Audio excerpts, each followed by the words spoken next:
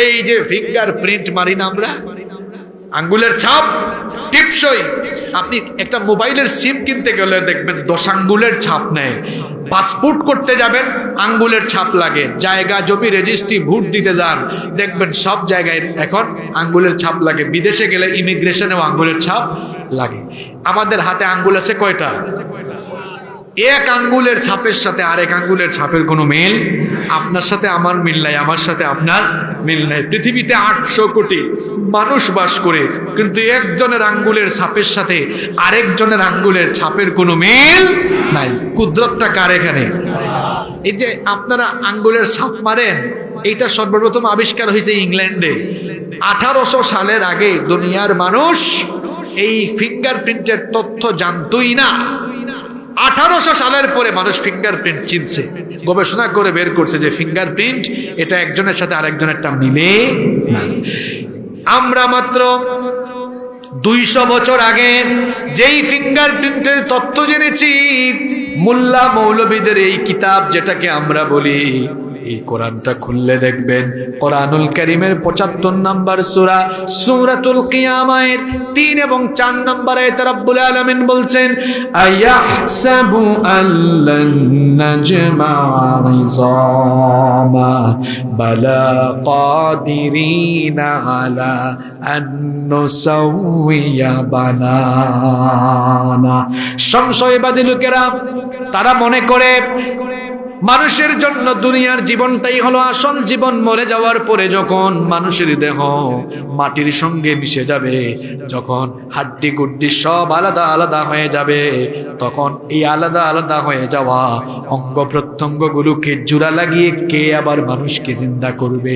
এটা যারা বলে, আল্লাহ তাদের কথার জবাব দিয়ে বলতেছে, আল্লাহ বলেছেন, ও মানুষেরা শোনো, তোমরা মারা যাওয়ার পরে হাড্ডি গুড্ডি শরীরের সব অঙ্গ প্রত্যঙ্গ যখন ছিন্ন বিচ্ছিন্ন আলাদা আলাদা হয়ে যাবে, তখন সে আলাদা আলাদা হয়ে যাওয়া অঙ্গ প্রত্যঙ্গ গুলোকেই কেবল আমি জোড়া লাগাইয়া তোমাদেরকে জিন্দা করব না, তার পাশাপাশি বালা কাদিরিনা আলা আন নুসাউইয়া বানানা, তোমাদের প্রত্যেকের হাতের যে আঙ্গুলের মাথা, এই আঙ্গুলের মাথা, এই আঙ্গুলের ছাপ পর্যন্ত আবার আমি জোড়া লাগাবো।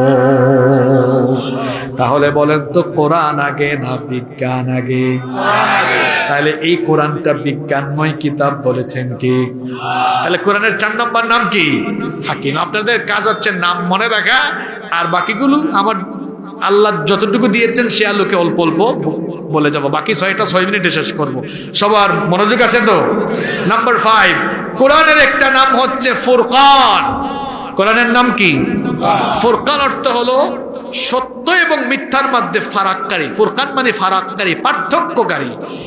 কোরআনের নাম ফুরকান। আল্লাহ বলেছেন, তাবারাকাল্লাযী নাযালাল ফুরকানা আলা আবদিহি লিয়াকুনা লিল আলামিনা নাযীরা। আল্লাহ বলেছেন, বরকতময় এই কিতাব আমি আমার বান্দার উপরে নাজিল করেছি। বরকতময় এই ফুরকান, এই ফুরকান, এই কিতাব নাজিল করেছেন কে? ফুরকান মানে হলো পার্থক্যকারী। কি পার্থক্য করে ইসলাম? এই কিতাব কি পার্থক্য করে? এই কোরআন ইসলাম এবং অমুসলিমদেরকে আলাদা করে। এই কিতাব মুশরিক থেকে মুমিনকে আলাদা করে।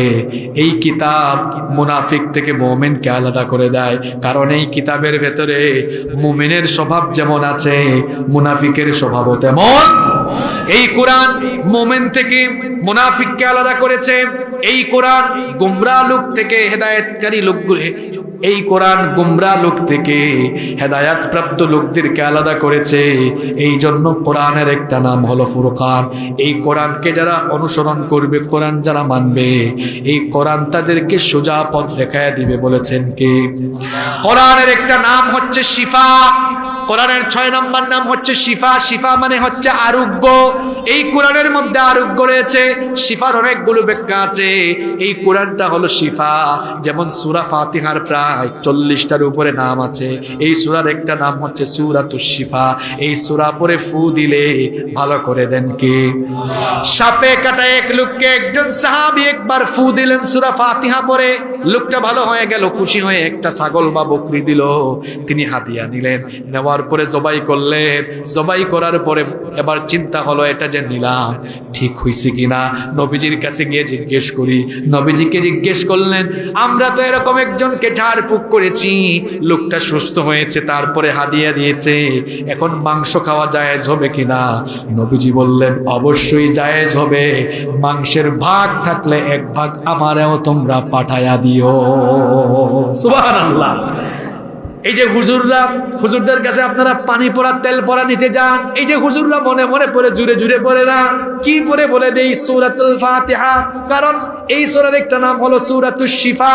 তাহলে বোঝা গেল কোরআনের ভেতরে শিফা আছে। তবে আমল থাকা লাগবে। আমলওয়ালা লোকেরা যদি ফু দেয়, সেই ফুয়ের ভেতরেও শিফা রেখে দিয়েছেন কে? আন্নান নবী সাল্লাল্লাহু আলাইহি ওয়াসাল্লাম قد رقى نفسه وامر بالرقى। হাদিসে এসেছে নবীজি নিজেই ঝাড়ফুঁক করেছেন, ঝাড়ফুঁকের আদেশও দিয়েছেন। এজন্য ঝাড়ফুঁকে কোনো অসুবিধা নাই। তাহলে কোরআনের ভেতরে শিফা আছে। শুধু এই ঝাড়ফুঁক করার শিফা নয়, শিফার আরেকটা ব্যাখ্যা হলো এই কোরআন আপনাকে কুফরি এবং মুনাফিকের রোগের শিফা দিতে পারবে। কারণ আমাদের অন্তরের মধ্যে অনেক রোগ আছে না নাই? বিশেষ করে যারা এখনো ইসলাম গ্রহণ করে নাই, তাদের অন্তরে আছে কুফরির রোগ। আর ঈমান আনার পরেও আমরা যারা আঁকা বাঁকা পথে চলি, আমাদের ভেতরে আছে মুনাফিকের রোগ। এই জন্য আল্লাহ বলেছেন, ফি কুলুবিহিম মারাদুন ফাযাদাহুমুল্লাহু মারাদা ওয়া লাহুম আযাবুন আলীমুম বিমা কানু ইয়াকদিবুন।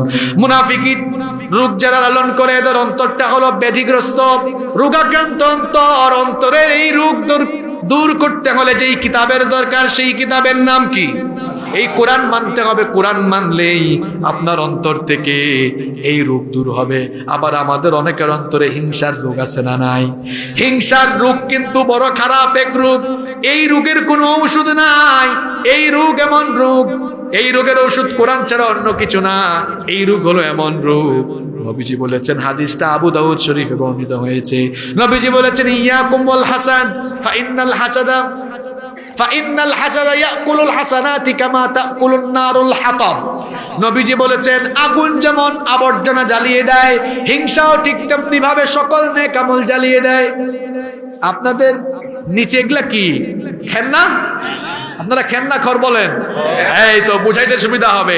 এই খেরের মধ্যে আগুন লাগাই দিলে দেখবেন সব খের জ্বলে পুড়ে শেষ। নবীজি কি সুন্দর উদাহরণ দিয়েছেন। আগুন লাগাই দিলে খের পুড়ে যেমন ছাই হয়ে যাবে, ঠিক তেমনি তোমার অন্তরে যদি হিংসা থাকে, ওইটা আগুনের মতো। ওই হিংসা থাকলে তোমার নামাজ, রোজা, হজ, যাকাত সব আমলগুলো ওই হিংসা জ্বালায়া পুরায়া ছাই করে দেয়া তোমার আমল শূন্য বানিয়ে দেবে। এই রোগও দূর করতে হলে কোরআনের দরকার আছে না নাই? কোরআন মানলে আপনি শিফা পাবেন। এই জন্য কোরআনের একটা নাম হলো শিফা।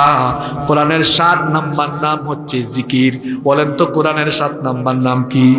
আবার হুই হাই বসে যান এরকম জিকির না। জিকির মানে হলো উপদেশ। এই কোরআন হলো সর্বশ্রেষ্ঠ জিকির। আল্লাহ বলেছেন, ইন্না নাহানু নাযালনাল যিকরা ওয়া ইন্না লাহু লাহাফিজুন। এই জিকির বা উপদেশ সম্বলিত কিতাব যিনি নাজিল করেছেন, এই কিতাবের হেফাজতের দায়িত্ব তিনি নিয়েছেন। তিনি কে? এই কোরআন হেফাজত করছেন কে? এই জন্য কোরআনের আন্দোলনকে কেউ থামিয়ে দিতে পারবে না, কেউ থামিয়ে দিতে পারবে না। কেমনে থামাবেন? কারণ এর হেফাজতকারী কে? আরো জোরে বলেন কে? আল্লাহ সূরা সাফের মধ্যে বলেছেন, ইউরিদুনা লিইউতফিউ নূরাল্লাহি বিআফওয়াহিহিম। ওরা চায় তাদের মুখের ফুৎকার দিয়ে আল্লাহর দ্বীনের আলো, ইসলামের আলো, কোরআনের আলোকে নিভায় দিতে চায়। মিয়া এটা কি মোমবাতির আলো যে ফু দিয়া নিভাইয়া দিবা? এটা মোমবাতির আলো নয়, এটা ইলেকট্রিক্যাল লাইটের মতো। এই যে ইলেকট্রিক্যাল লাইট আছে, আমরা যদি আয়াতুল কুরসি পড়া সবাই মিলে জামাতের সাথে ছু ছু ফু দেই, নিভে যাবে না। কি করতে হবে? সুইচ চাপতে হবে। আল্লাহর দ্বীনের আলোকে, কোরআনের আলোকে নিভাইয়া দিতে হলে সুইচ চাপতে হবে। এখন সুইচ যে আপনি চাপবেন, এটা পাইবেন কোথায়? এইটা তো কোনো মানুষের হাতে না, ফেরেশতার হাতেও না, নবী রাসূলের হাতেও না। এই সুইচ রেখে দিয়েছেন আল্লাহ কার কাছে? নিজের কাছে। এই সুইচ বন্ধ করার জন্য, এই সুইচ বন্ধ করার জন্য হাত বাড়িয়েছিল আবু জাহাল, উতবা, শাইবা। আল্লাহর দ্বীনের এই আলোকে নিভাইয়া দেওয়ার জন্য ফেরাউন, নমরুদরা বহু চেষ্টা চালিয়েছে। আল্লাহর দ্বীনপন্থী মুজাহিদদের উপরে তারা জুলুম নির্যাতনের স্টিম রুলার চালিয়েছে। জুলুম নির্যাতন নিপীড়ন চালাতে চালাতেও তারা আল্লাহর দ্বীনের আলোকে নেভাতে পারে নাই, বরং তারাই একটা সময়ে ধ্বংসের অতল গহ্বরে নিমজ্জিত হয়েছে। এখনো আল্লাহর দ্বীনের আলোকে যারা নিভিয়ে দিতে চাচ্ছে, যারা ভাবছে আল্লাহর জমিনে আল্লাহর দ্বীন কায়েম হইতে দিবে না, এটা তাদের দুঃস্বপ্ন। ওই দুঃস্বপ্নই থেকে যাবে।